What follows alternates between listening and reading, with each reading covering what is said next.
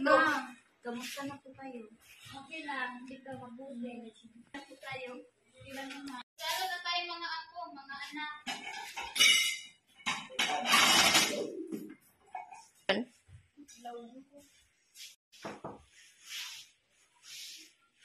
Miguel, tingnan mo muna kung sino ang nasa labas.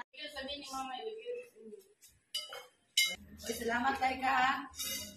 O Laika, sumalo sa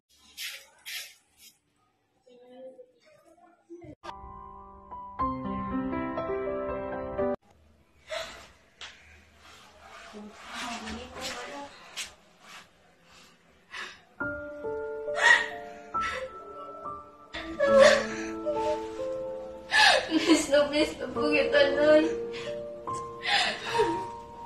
Sana di na lang po kayo umalis. Sana nandito na po kayo sa tabi ko.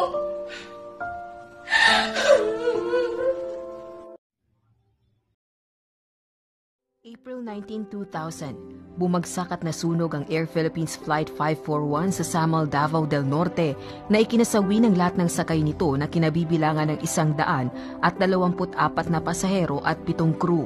Ang pangyayaring ito ang itinuturing na deadliest aviation disaster sa kasaysayan ng Pilipinas. Pasado alas 5 ng madaling araw nang lumisan mula sa Ninoy Aquino International Airport sa Manila ang Air Philippines Flight 541 at nakatakdang dumating sa Davao City sa loob ng halos 2 oras.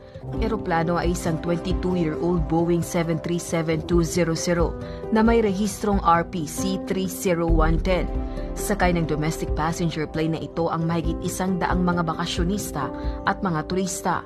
Nang malapit na sa paliparan ng Davao ay hindi ito agad na piniyagang makalapag dahil may iba pang eroplano na nasa runway. Pumihit ang Flight 541 at nagtangkang lumapag sa kabilang direksyon. Pinalipad ng piloto sa mababang altitude ng eroplano na naging dahilan sa pagtama.